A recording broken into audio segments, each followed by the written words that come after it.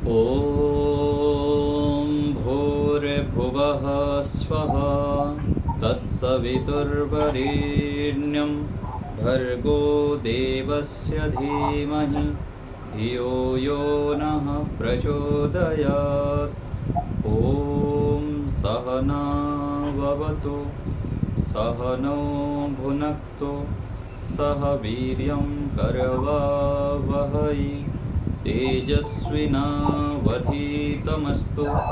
मा विद्विषावहै। ॐ शांति शांति शांति।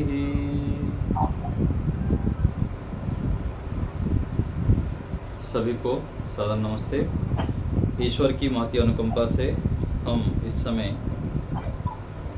ब्रह्म विज्ञान पुस्तक का स्वाध्याय करते हैं। माइक सभी लोग म्यूट कर दीजिए।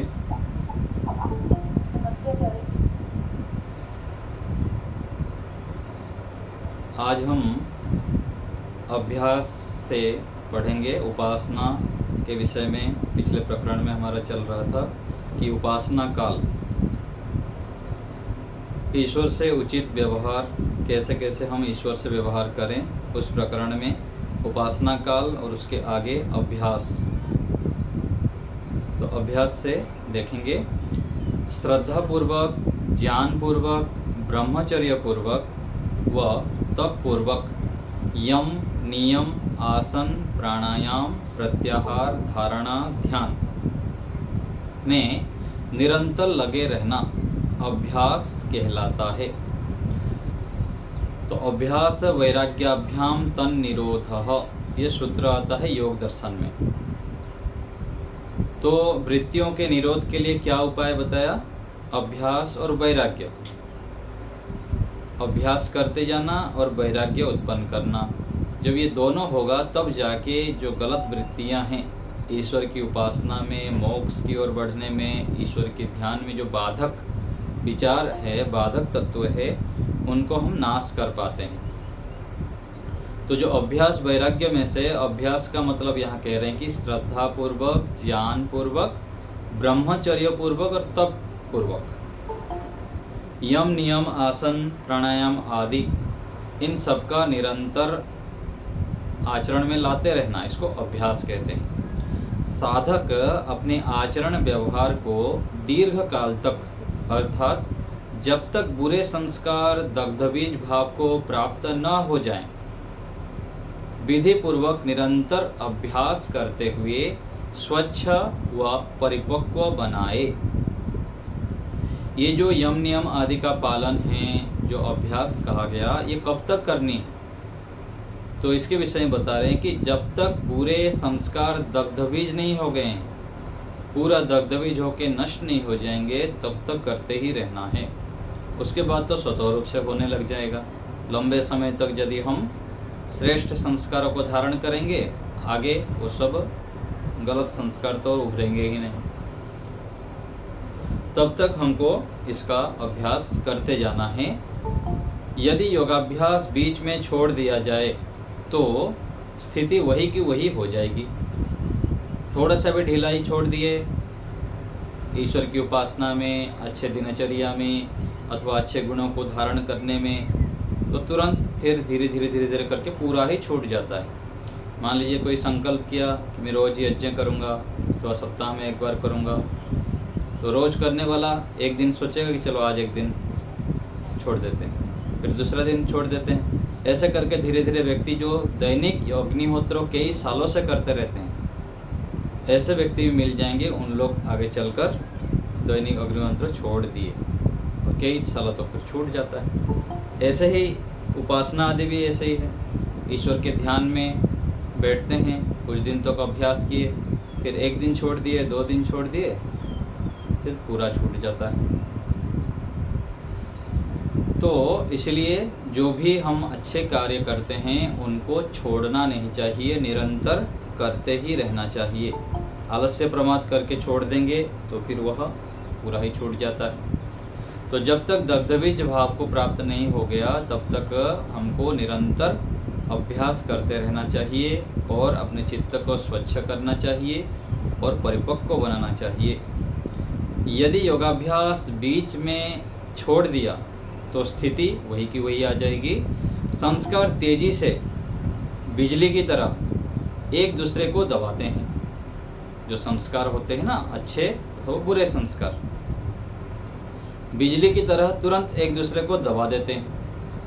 अच्छे संस्कार यदि उभारेंगे तो बुरे संस्कार दब जाएंगे, और बुरे अच्छे को दबा देते हैं। तो बुद्धिमान जो होते हैं वह अच्छे संस्कारों को उत्पन्न करते हैं और बुरे को दबा देते हैं। परंतु मूर्ख अच्छों को दबा देता है और बुरों को उभार कर विचारने लग जाता है। गलत गलत विचार, गलत संस्कारों को उभारेगा। पीछे जो दुख मिला था, कष्ट मिला था, कोई कुछ किसके साथ झगड़ा हुआ था, इन बातों को उभारते हुए वो दुखी होता रहता है, परेशान होता रहता है। तो बुद्धिमान व्यक्ति वह है जो बुरे संस्कारों को उभारता नहीं है, अच्छे संस्कारों को निरंतर उभारता ही रहता है और उसको बढ़ाता भी है। अच्छे संस्कारों को बड़ी तीव्रता से विचार चलते हैं मन में। व्यवहार काल में ईश्वर को समक्ष नहीं रखा तो उपासना काल में प्राप्त करना कठिन होगा। तो उपासना काल में जब हम ध्यान में बैठते हैं तब ईश्वर को यदि पकड़े रखना चाहते हैं, ईश्वर का सानिध्य चाहते हैं, मन को एकाग्र करना चाहते हैं, तो क्या करना पड़ेगा? व्यवहार काल में दिन भर सुबह से उठकर रात तक अथवा उपासना से पहले तक हमें ईश्वर को अपने साथ अनुभव करना है कि परमात्मा मेरे साथ हैं, ओतप्रोत हो रहे हैं मेरे अंदर बाहर।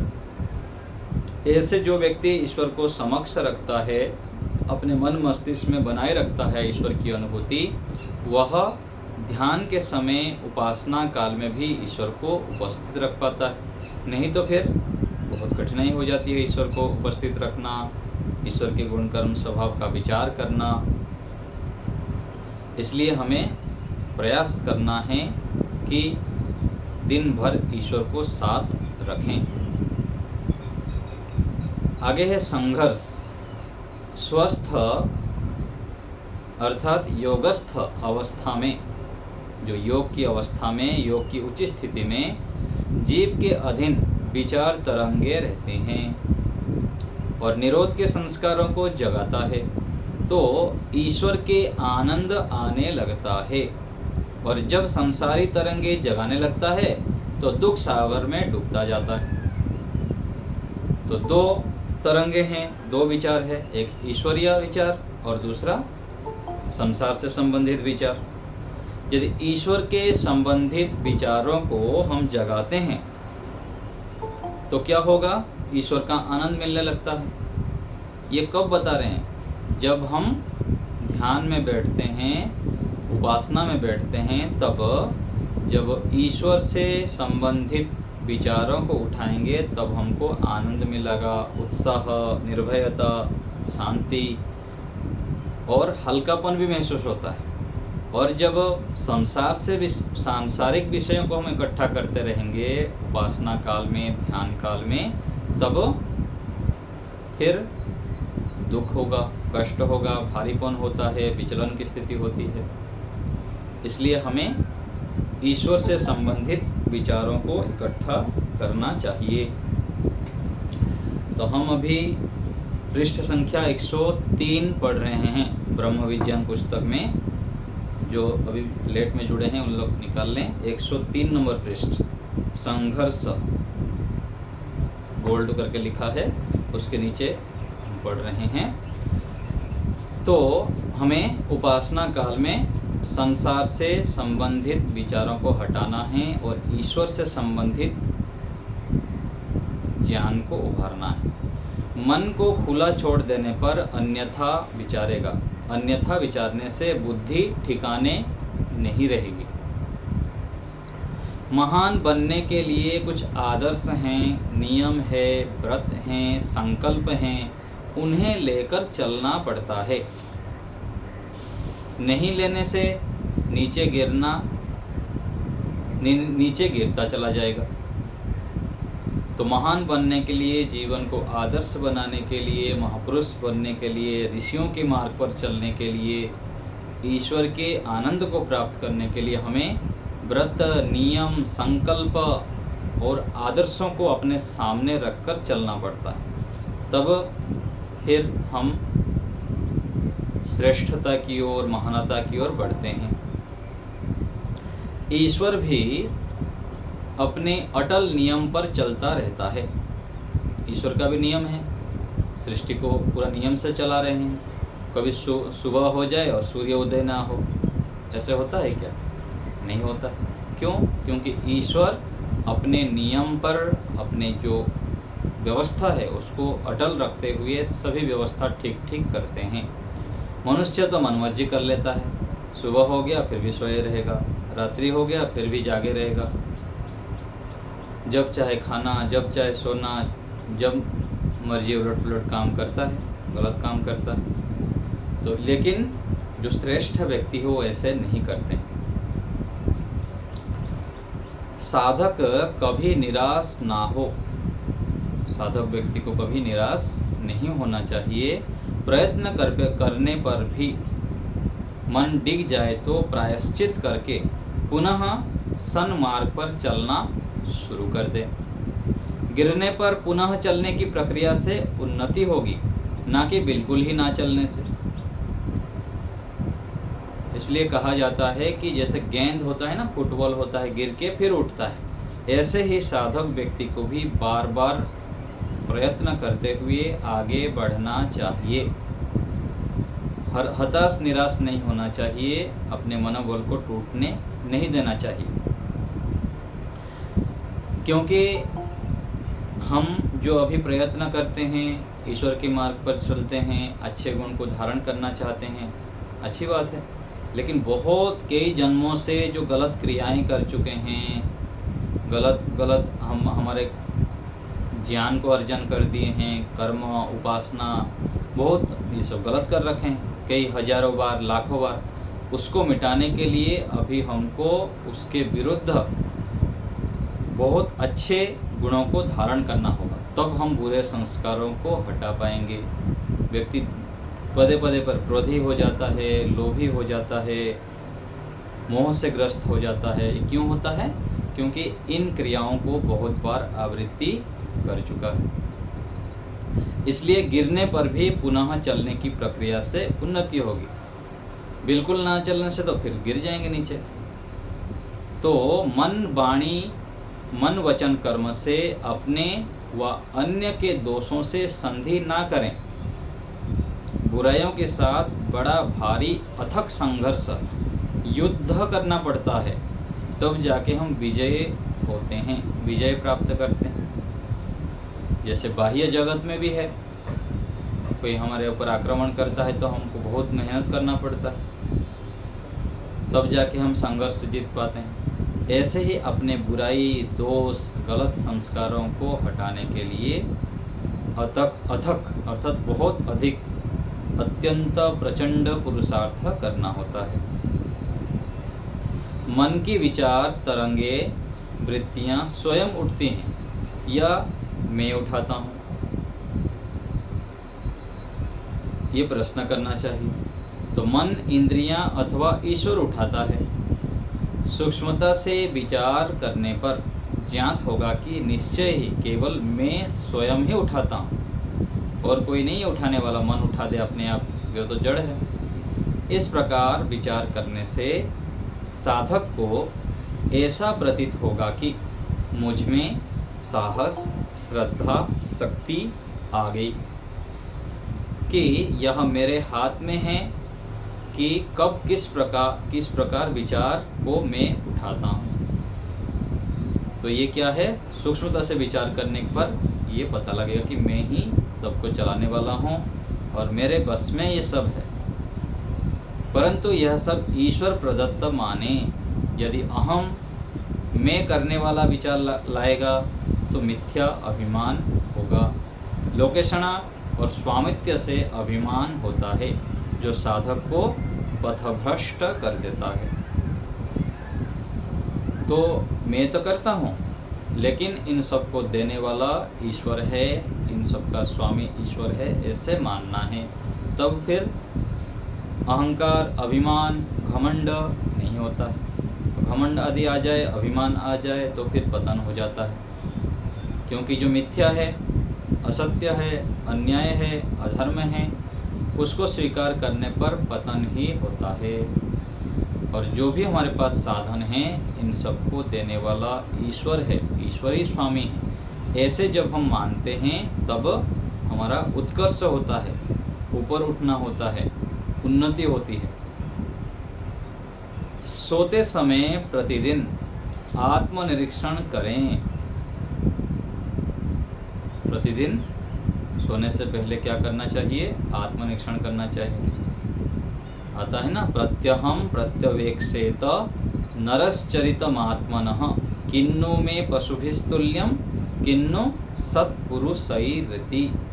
एक श्लोक आता है कि प्रत्यहम, प्रत्येक दिन मनुष्य को अपना आत्म चिंतन करना चाहिए, निरीक्षण करना चाहिए कि मैं जो कर्म किया आज दिन भर मनुष्य की तरह किया अथवा पशुओं की तरह किया। कहा जाता है ना कि आहार निद्रा भयमैथुनम च सामान्यमेतत् पशुभिर समान धर्मो हि तेषाम् अधिको विशेषो धर्मेण हीनः पशुभिः समानः।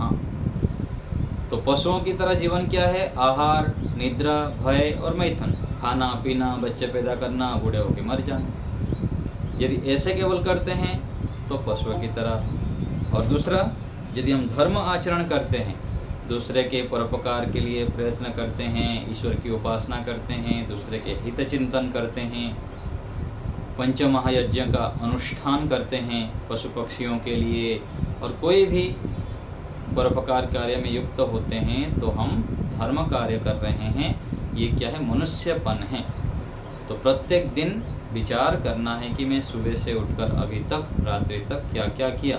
पशुओं की तरह ही जीवन काट लिया, खाया पिया, हंसा, समय व्यर्थ किया, अथवा कुछ धर्म का भी कार्य किया। तो सोते समय प्रत्येक दिन आत्मनिरीक्षण करें। इंद्रिय निग्रह अर्थात उन्हें सदा अपने अधिकार में रखें ताकि बुराई में ना फंसे। इंद्रियों को बहुत सावधानी से निरीक्षण करना है, नहीं तो तुरंत कभी भी वो नीचे गिर सकता है। रात्रि में सोने से पूर्व सोचें, आज क्या अच्छा किया, क्या बुरा किया। फिर अंतिम क्षण में ईश्वर चिंतन के सिवाय अन्य कुछ भी ना विचारें। तो थोड़ी देर आत्मनिरीक्षण करने के बाद ईश्वर का जप कीजिए, बैठ के गायत्री मंत्र का जप करिए, ओम का जप करें। फिर जप करते करते ही सो जाए। फिर सुबह आँख खोलते ही ईश्वर ओम का जप करें, गायत्री मंत्र का जप करें, ईश्वर में अपने आप को डूबा हुआ अनुभव करें। ये क्या है? सोते समय करेंगे तो फिर सुबह भी हो जाएगा। तो रात्रि के अंतिम क्षण में जब सोने जाते हैं, ईश्वर के सिवाय अन्य कुछ भी विचार मन में ना लाए। आधा घंटा 1 घंटा पहले फ़ोन को बंद कर दें, बंद तो क्या, दूर रख दें, उसको देखना आदि छोड़ दें। और अंतिम क्षण में ईश्वर का चिंतन करें। और प्रातः उठते समय ओम सच्चिदानंद स्वरूप आदि का ध्यान करते हुए फिर मुँह हाथ धोकर ईश्वर को याद रखते हुए अन्य कार्यों को करें। तो रात्रि को सोते हुए करेंगे तो सुबह भी उठते ही शुरू हो जाएगा। ये ईश्वर स्मरण में कोई अन्य वृत्ति ना उठाएं, केवल ईश्वर में ध्यान लगाकर उसके गुणों का अर्थ सहित चिंतन करें। ईश्वर का चिंतन कैसे करेंगे? अर्थपूर्वक। जैसे ओम बोलते हैं तो ओम के साथ ईश्वर के कोई भी गुण को याद करना है।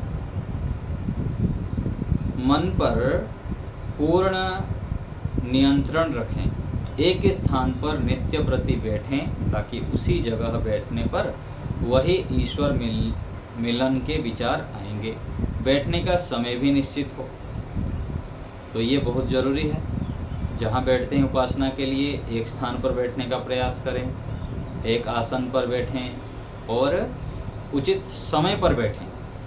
आसन चलो थोड़ा बहुत ऊपर नीचे हो जाए, एक ही स्थान पर भी थोड़ा बहुत आगे पीछे हो जाए, लेकिन समय का बहुत महत्व होता है। समय यदि हम निश्चित रखते हैं तो उसी समय फिर उसी प्रकार से विचार आने लग जाता है। जैसे आप सब देखे होंगे, बहुत सारे अनुभव किए होंगे। सुबह मान लीजिए हम 4 बजे उठने का विचार किए तो 4 बजने से 2 मिनट पहले हमारा नींद खुल जाता है। कई बार हमारा ऐसे ही होता है। तो ये समय का प्रभाव होता है। समय पर खाना, समय पर सोना, समय पर उठना, व्यवस्थित दिनचर्या होने से हमको बहुत लाभ होता है। शरीर भी स्वस्थ रहता है और ईश्वर में भी मन लगाने में सरलता होती है। आसन पर बैठने का लक्ष्य दोहराएं कि मैं प्रभु से मिलने बैठा हूँ, अन्य विचार नहीं करूँगा। जब ध्यान में बैठ जाते हैं आँख बंद करके, तो पहले संकल्प करना है कि मैं अभी ईश्वर के ध्यान के लिए बैठा हूँ, ईश्वर का चिंतन ही करूँगा, अन्य विचार नहीं उठाऊँगा। मन जड़ है, इसे मैं चलाऊँगा, ऐसे विचार लाना है वहाँ पर कि मेरे मन जड़ है, मैं अपने हिसाब से इसको चलाऊँगा। जड़ चेतन का विवेक रखना है, जड़ और चेतन का विवेक रखना है उस समय, ध्यान के समय, कि मैं चेतन हूँ, ये शरीर जड़ है, ईश्वर चेतन है, मन जड़ है, इसका विवेक रखना है। ईश्वर प्रणिधान प्रलय अवस्था का संपादन करने से ईश्वर समर्पित होकर मन बस में हो जाएगा। एक तो ईश्वर प्रणिधान हो गया, ईश्वर मुझे देख सुन जान रहे हैं, ये ईश्वर प्रणिधान हो गया। प्रलय अवस्था किसे कहते हैं? प्रलय अवस्था अर्थात पूरा संसार को नष्ट कर देना मानसिक रूप में, और मैं आत्मा हूँ और परमात्मा, पूरा अंधकार, कोई भी सृष्टि के वस्तु नहीं, सब नष्ट हो गए। ऐसे मानसिक रूप में बहुत अभ्यास करना पड़ता है। करते करते फिर ऐसी स्थिति आ जाएगी कि पूरा सब संसार को मन से नष्ट कर देंगे, केवल ईश्वर और मैं। इस स्थिति में फिर ईश्वर से जुड़ने का, मन को नियंत्रण करने में अधिक हम सक्षम होते हैं। सुंदर दिखने वाले शरीर में मांस, हड्डी, मलमूत्र भरा है, इस विचार से आकर्षण समाप्त हो जाएगा। परंतु इसका उपयोग धर्म, अर्थ, काम और मोक्ष की उपलब्धि के लिए करना है। तो जो आसक्ति आदि है उसको हटाने के लिए ऐसे विचार करेंगे, शरीर इस पदार्थ से बना है, घृणित है, और दूसरे तरफ शरीर धर्म, अर्थ आदि सिद्ध करने के लिए साधन है, ऐसे मान के साधन के रूप में भी प्रयोग करना है, और दूसरे तरफ वैराग्य भी उत्पन्न करना है। तो ये आसन पर बैठने के बाद ऐसे ऐसे विचार करना चाहिए। आगे है सर्वरक्षक सर्वदाता ईश्वर। सृष्टि में सब पदार्थों को बनाकर सब प्राणियों को जीवन दे रहा है ईश्वर। ईश्वर रोटी, कपड़ा, मकान बनाकर नहीं देता, परंतु इनके लिए गेहूँ, कपास, लोहा, मिट्टी, पानी आदि देता है। आगे का काम जीव का है। तो ईश्वर सर्वदाता होने से प्राणियों को शरीर बना के दे दिए, सृष्टि बना के दे दिए, और बाकी कुछ काम जीवात्मा के लिए छोड़ दिए कि आप खेत में बो तो दोगे, लेकिन ऊपर बनाना, फसल लाना मेरा काम है। लोहा दे दिए, मिट्टी दे दिए, पानी दे दिए, इन सब का देने वाला ईश्वर है। ईश्वर की व्यवस्था से, ईश्वर के द्वारा दिया गया है। आगे हमारा काम है। ईश्वर की सहायता के बिना कोई भी जड़ चेतन वस्तु, व्यक्ति का कुछ भी भला नहीं कर सकती। तो यदि कोई मनुष्य संसार का उपकार करना चाहे, अपना कल्याण करना चाहे, तो किसके सहायता से होगा? ईश्वर के सहायता से। जो कुछ भला करते हैं वह ईश्वर प्रदत्त पदार्थों से ही सहायता प्राप्त करते हैं, और ईश्वर नित्य कल्याण करता है हमारा, कभी प्रतिशोध नहीं करता है। यहाँ तो हम कोई किसी को कुछ थोड़ा बोल दिए तो उसका बदला ले लेता है। अच्छा तुम ऐसे किए, तुमको बदला लेके ही रहूँ। लेकिन ईश्वर ऐसे कभी भी नहीं करते हैं, प्रतिशोध नहीं देते हैं, बदला नहीं लेते हैं। वो तो हमारा नित्य कल्याण ही करते हैं। और उपासक ईश्वर से उचित व्यवहार, उसे पाने की तीव्र इच्छा, जिज्ञासा, पुरुषार्थ, तप आदि करता है तो अपनी सत्य कामना पूर्ण करता है। तो हमारी जो भी मनोकामनाएं हैं वो पूर्ण कैसे होंगे? तो कह रहे हैं कि ईश्वर से उचित व्यवहार करना, उनकी आज्ञाओं का पालन करना और उसको पाने के लिए तीव्र इच्छा होनी चाहिए और अत्यंत पुरुषार्थ करनी है, तपस्या करनी है। यह सब करने से हमारी जो उचित सत्य कामनाएं हैं, धर्मयुक्त कामनाएं हैं, ये सब क्या है? हमारा पूर्ण ईश्वर कर देते हैं। तो कुछ पाने के लिए कुछ करना पड़ता है। तो ईश्वर को पाना है, उनके आनंद को प्राप्त करना है, अपनी मनोकामनाओं को पूर्ण करना है, तो ये सब करना पड़ेगा। तब करना होगा, ईश्वर की आज्ञाओं को जानना, पालन करना होता है। तो ये सब ईश्वर प्राप्ति के साधन बता रहे हैं। आगे है ईश्वर खोज के लिए ध्यान। ईश्वर का खोज करने के लिए क्या करना होगा? ध्यान करना है। उपासक ऋषियों, गुरुओं से सुनकर उसको खोजता है।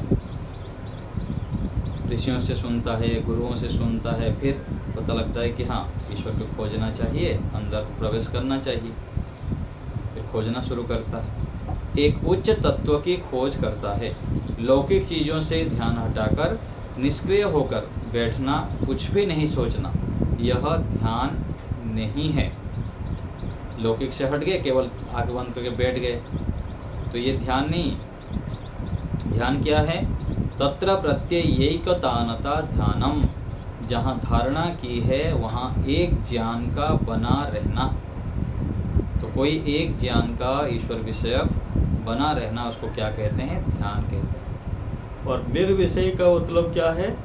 सांसारिक विषय वस्तुओं से मन को हटाकर ईश्वर को जपता हुआ खोजना, यह ध्यान है। तो सांसारिक विषयों से मन को हटाकर ईश्वर विषयक चिंतन को लगातार बनाए रखना, यह ध्यान है। ईश्वर से बातें करना।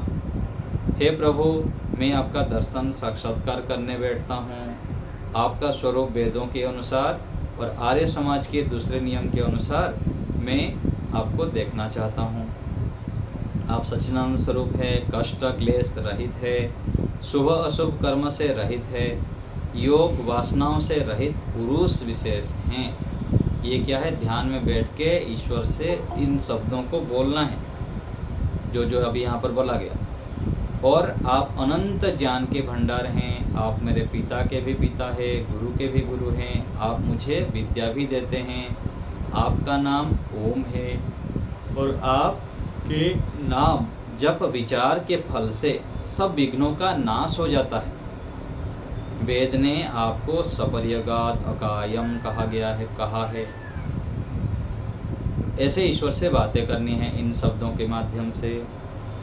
जैसे एक अच्छे भूखे बालक को माँ गोद में उठा दूध पिलाकर तृप्त कर देती है, अच्छे बालक को और भूखे बालक को, इसी प्रकार ईश्वर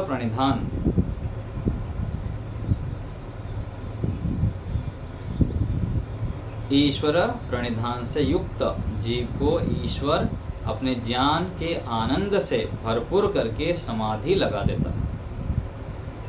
तो ये हमको बोलना पड़ेगा, अच्छे बालक बनना पड़ेगा और हमारे अंदर भोग उत्पन्न करना पड़ेगा। परमात्मा को प्राप्त करना है आपको।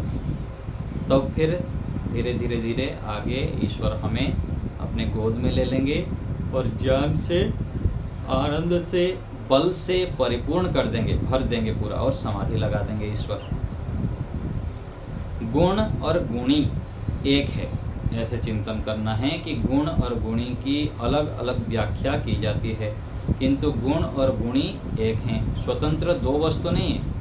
ईश्वर साक्षात्कार में ईश्वर के गुणों द्वारा ही उसका प्रत्यक्ष अनुभव, दर्शन होता है। जैसे अग्नि का गुण दाह है, प्रकाश है, इससे भिन्न अग्नि कुछ भी नहीं है।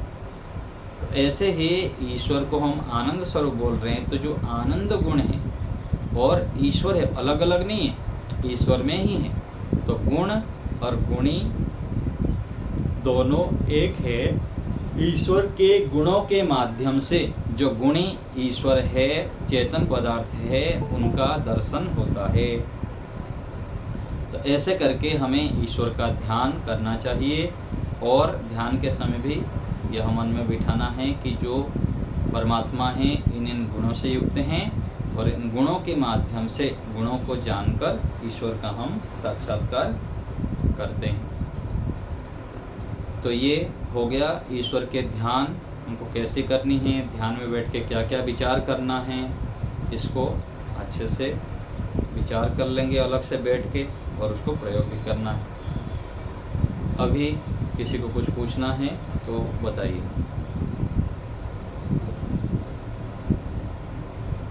हाँ माताजी।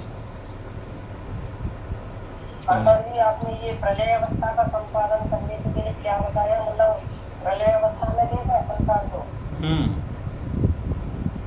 जैसे हम ध्यान के समय अंधकार की स्थिति बनाते हैं ना, पूरा चारों ओर घनघोर अंधकार है, मन में कल्पना पूर्वक बिठाते हैं, ऐसे ही मन में पूरा संसार को नष्ट कर देना है। माता पिता मर गए, मेरा शरीर भी मर गया, पूरा सब नष्ट हो गए, केवल अंधकार ही अंधकार है।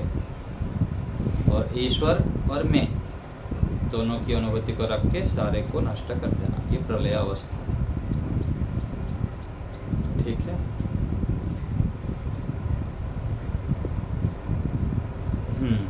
सुदेशना माता जी बोलिए।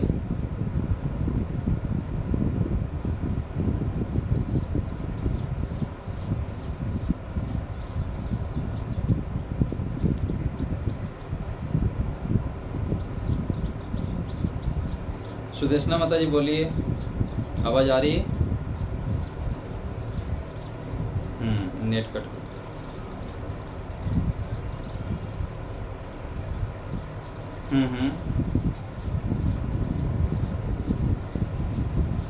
और भी किसी को चाहिए तो देख सकता है। साधक के अलावा कोई करना चाहे तो करते रहे। मुख्यतः हमको साधन के रूप में इसको प्रयोग करना है ना, साधन के रूप में इसको प्रयोग करना है ईश्वर के ध्यान के लिए। ठीक है।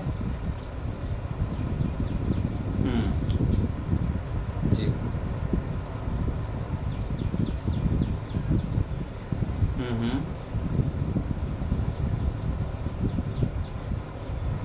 बिजली की तरह मतलब वही है ना, अच्छे विचार आ जाता है तो बुरे विचार व्यक्ति छोड़ देता है। जैसे रोज सुबह उठ रहा है, एक दिन बुरे विचार उत्पन्न हो गया, रजोगुण तमोगुण, चलो एक दिन सो जाते हैं तो अच्छे विचार को दबा दिया, बुरे विचार उभर गया।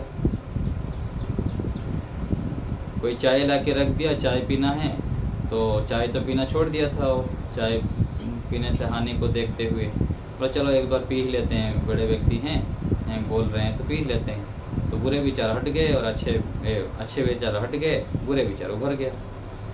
ऐसे बिजली की तरह एक दूसरे को दबा देते हैं, फिर बुरे विचार उभर जाता है। ऐसे ही बुरे विचार हट के अच्छे विचार आ जाते हैं।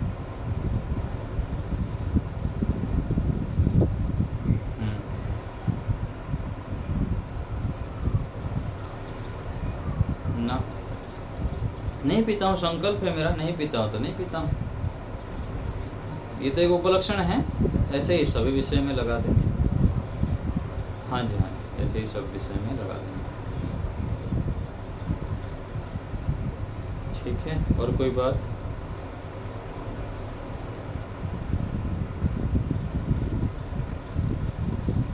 तो ऐसे ही ईश्वर के विषय में ध्यान के समय हमको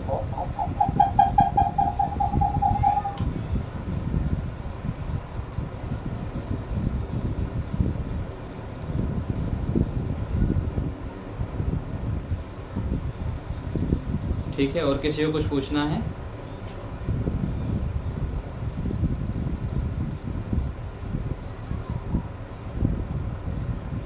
चलिए, तो आज यहीं रखते हैं।